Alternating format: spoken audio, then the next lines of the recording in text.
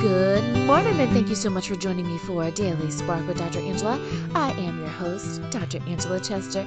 You know what I like to do on my show. I want to enlighten, inspire, and empower you to become your best self. Now, scripture reminds us that the tongue is a small thing that makes grand speeches, but a tiny spark can set a great forest on fire. And today, we want to get you fired up about the holidays. Can you believe it? The holiday season is here, and we need to be ready.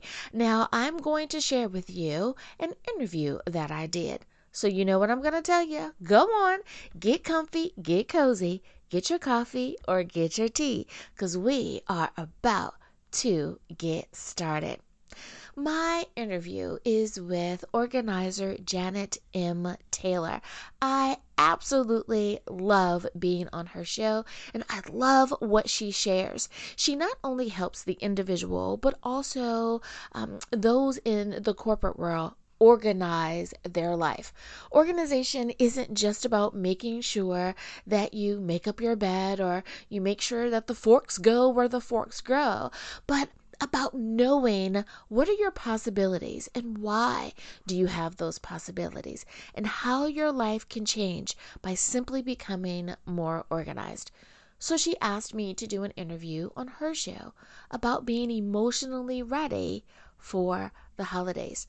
So I hope that you enjoy. Well, listeners, I'm excited because today's guest is one of my returning guest experts, Dr. Angela Chester. And I wanted her to come on because, the holidays are fast approaching. And I don't know about you, but sometimes I get a little tense when it comes to this time of year because we're around relatives, we're around family that maybe we haven't been around for a while. And we have to really learn how to navigate and communicate and all get along in peace and harmony, which is why I called in the expert. So hello, Dr. Angela. Hello, Janet. Thank you so much for having me on. And, Dr. Angela, just briefly, we were having a little conversation in the green room, I call it, because it's the virtual green room. But you were sharing because sometimes we think that we are the only ones who are really stressing about the holiday and getting along with our family. But as you were sharing, sometimes we are not. It's like a lot of other people are as well. Absolutely. And we have to remember that the holidays, sure, bring about good spirits and cheer and love and camaraderie and gift giving and all of those good things. But the holidays can also bring about stress and anxiety and depression and guilt or shame or just flat out irritation. Just ball it up in the one big ball and say, I'm irritated about the holidays because fill in the blank is coming, be it that it's an in-law or that it's your own family member. It could even be that you're going to a work function and you don't want to deal with a coworker or perhaps a classmate. There's so many different ways that people could be rubbed the wrong way during the holidays by various people. So what are some, I guess, triggers, and you may have a more professional word for it, that we need to kind of That's a great word. that we need to really kind of look out for, because I know for me, believe it or not, sometimes it's food, and not necessarily in a bad way, because I really truly believe that the holidays are meant for enjoying food. And when you're around people who love to cook, it just gives them pleasure knowing that you're having enjoyment at eating their food. But sometimes someone made a comment because I was getting ready to, it was the day after Thanksgiving, and I was getting ready to leave. And I knew that I was not going to have access to all of this wonderful food when I got back to my home. So for breakfast, I decided to just have some leftovers. And a person said, I do not believe you are going to eat that this time in the morning. And I'm like, well, yes, I am. So for me, sometimes it's my choice in food, because I understand we're all, some people are vegan, some people are vegetarian. So I understand it and I respect that. But for me, it's food. So what, things that we really need to look for, and I call them triggers. And that is a great word for them.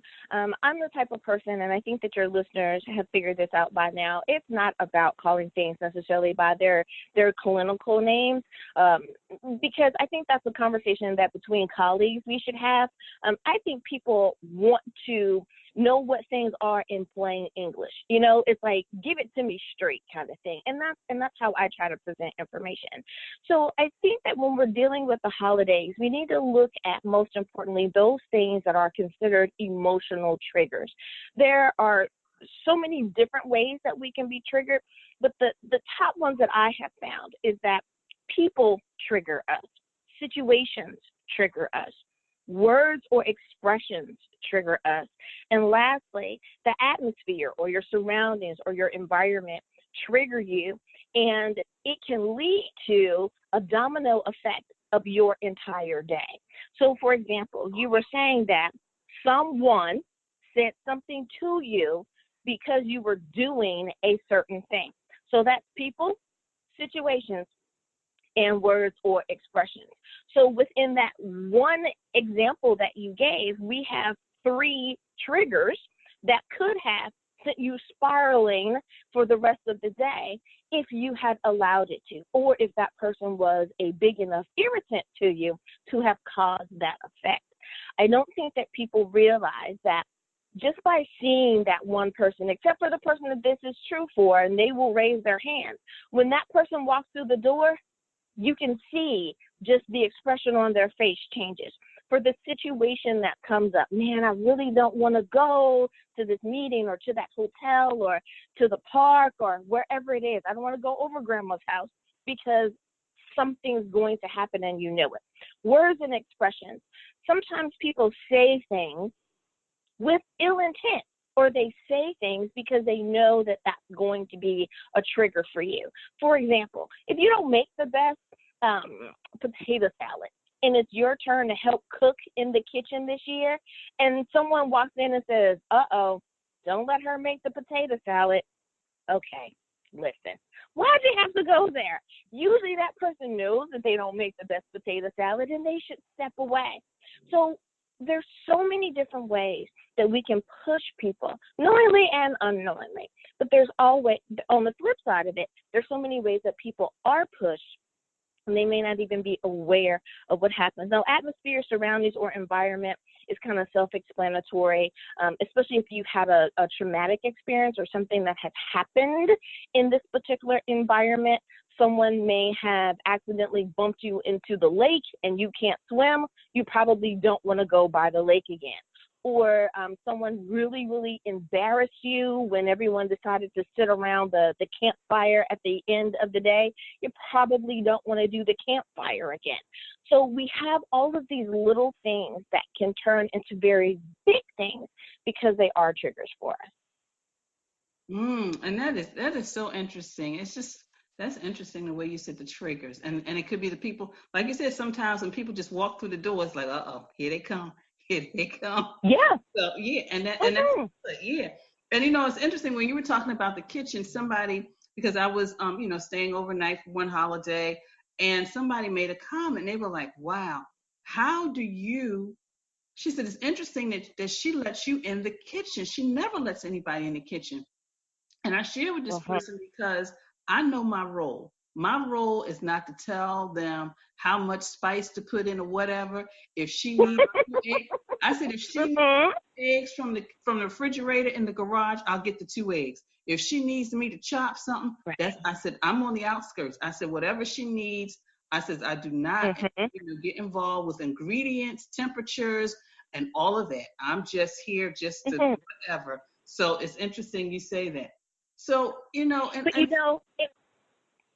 go right ahead, Dr. I was going to say, no, just really, really quickly, I was going to say, especially when we're dealing with the holidays, and what you're talking about has a lot to do with respect of protocols. And some people understand exactly what I mean, and others may not be introduced to the concept.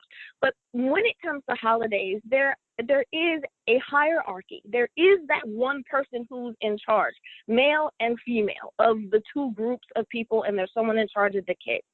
So if you know that you're having dinner at Big Mama's house, it's Big Mama's kitchen. if you're having dinner at Aunt Sally's, it's Aunt Sally's kitchen. So if Aunt Sally says we need 4 teaspoons of cinnamon, but you only put 2 teaspoons of cinnamon in yours, guess what? 4 teaspoons of cinnamon need to be put in the recipe because it's Aunt Sally's recipe. And I think that when people learn to respect the person that is in charge of this particular event, there can be a little less irritation as well. And that's just how it is. And we do it sometimes by default. If everyone sits down and really thinks about it, who's that one person that comes in and they're the take charge person? They're the natural leader of your group, or they may have been appointed to be that position. But they're the ones, your mother, your grandmother, your big sister, the older brother, whomever it is, that person has been put in that leadership position for a reason. And if we can honor that, and it doesn't mean that we are less than, because we are choosing to honor that. We only have to not be in charge for a day. You only have to not be in charge of cooking for a few hours. You know, you can go back to ruling your own nest or, you know, your other locations. But I think when we understand that this person is the leader and how do we support that person by being the best helpers or assistants or co-workers that we could be, I think that too will help keep down some of the friction. Wow, that was good, Dr. Angela. I mean, I like that about the respect. I think that's what it is. It's just like respecting the person's home, or, you know, and just respect on both sides. You know, if you like to eat meat, fine. If you don't like to eat meat, that's wonderful too. So, wow. Absolutely.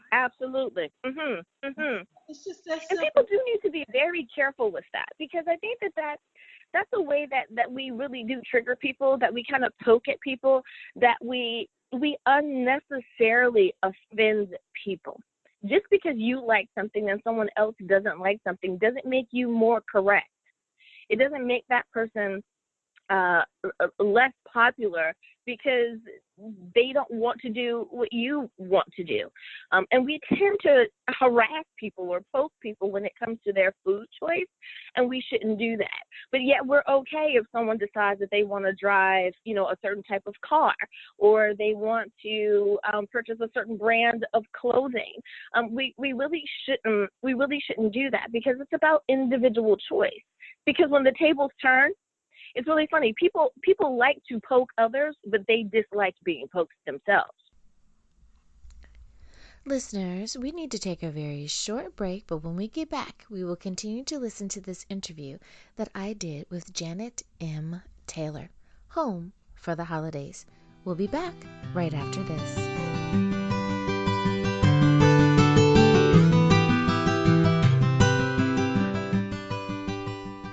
And we are back. Thank you so much for joining me for a Daily Spark. I am Dr. Angela Chester. Today I am sharing with you an interview that I did with Janet M. Taylor. She is a professional organizer, and she had me on as her guest. We're talking about home for the holidays and the emotional triggers that can come along with that. Enjoy the rest of the interview. That is so true, Dr. Angela. So you kind of already shared like the respect. I mean, that's a big one. But, you know, like some other things, some other strategies that we can all be, you know, this is supposed to be a joyful and peaceful holiday season. So are there any other things that you think of that we should be doing on both sides? Because I could probably pick up a few tips so that maybe my eyes, because people tell me my eyes always tell the story of how I'm feeling. So maybe I'll start with darker glasses, Dr. Angela. No, I laugh because I tell people, it's like, I don't have a poker face. I totally and truly understand. It's like, if I'm excited, you're going to know. If I'm displeased, you're going to know. If I'm confused, you're going to know. So yeah, I do understand that. But that's an awesome place to go. Like, what do we do to make sure that it is that joyful occasion and that we're all getting along? And I think that if we go in with the attitude of how can we make this a peaceful holiday? How can I contribute to the peace? Then we're already starting off on the right foot.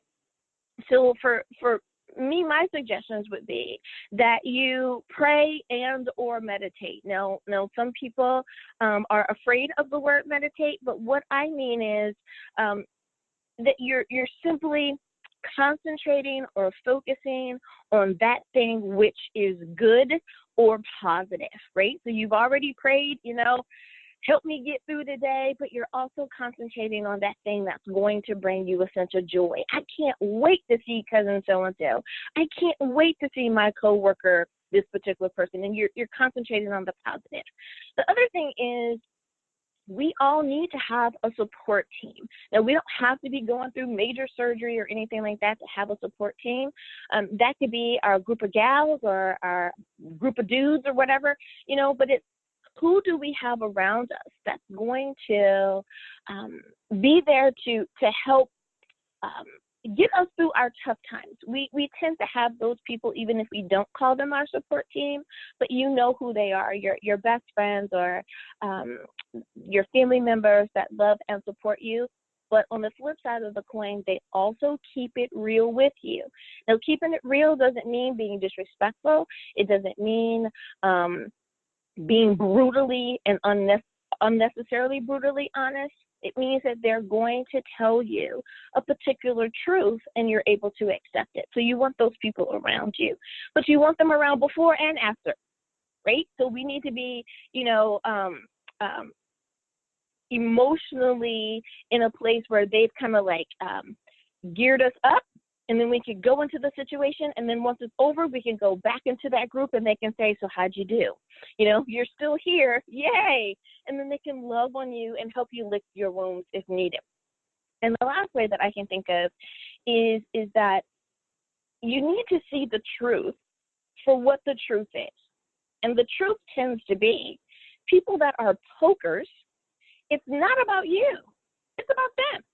That's what they do, they poke. So they're always looking for some way to poke you. So if you understand that it's not personal, that it really and truly is them, then you should therefore be able to take that new bit of information and say, okay, she's not poking directly and only at me. She pokes everyone whenever she can or whenever they can at every opportunity. I'm just going to let this go in one ear and out the other, or let this roll off of my back. The way that I like to describe it is that so many times when it comes to emotional things, we have things that bother us logically, and then we have things that bother us emotionally. I like to say, it's one thing to have a head cold, but it's one thing when it turns into a chest cold.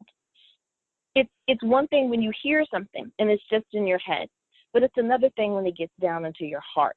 We don't want for the things that people say during the holidays, those hurtful things, those things that poke us to our core, to linger for the rest of the year. Just filter it. Ask yourself, is this really true about me? If it is, fix it. If it isn't, let it go out that other ear. Let it roll off your back. So, Dr. Angela, my last question to you is, how do you always you have always a cheerful outlook? I mean, I've watched you via Periscope and I just, see your photos. And so what is your key and your secret, strategy you could share with us? Because, we're all taking notes here because we want this to be a wonderful, joyous, peaceful holiday season from Thanksgiving to the New Year. So what can you share with us? I think I take it as personal responsibility. I have been around people that complain, whine, nag. They're just Debbie Downers, right? They're just people that want to always bring it down. There's something wrong with everything. And that irritates me. That bothers me. I look at it as that person is potentially ungrateful.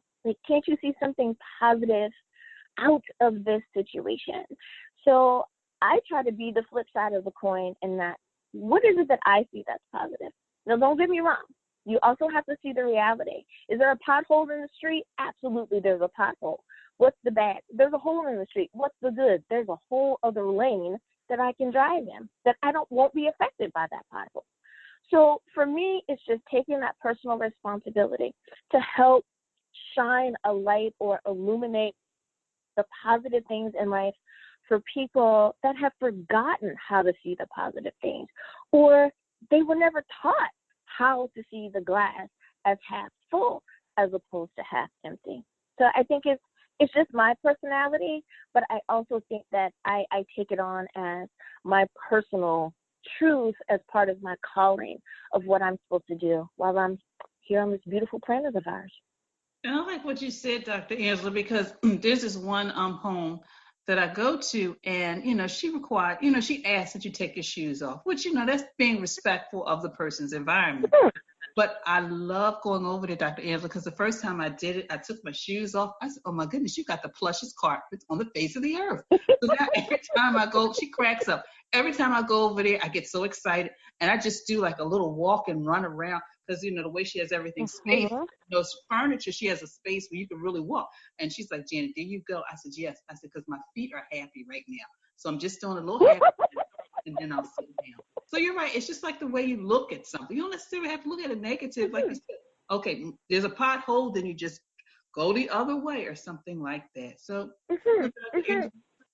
I love talking to you. We could talk for hours, but yes, we could. I know, but you've got clients and people who need to see you. So how can listeners get in contact with you? Thank you, Janet, so much for asking that question. You can visit me online. The easiest way is to go to drangela.chester.com. That's drangela.chester.com. You can visit with me on social media, on Twitter and Facebook. It's Dr. Angela Chester. You can follow me on Instagram. It's Dr. Angela C.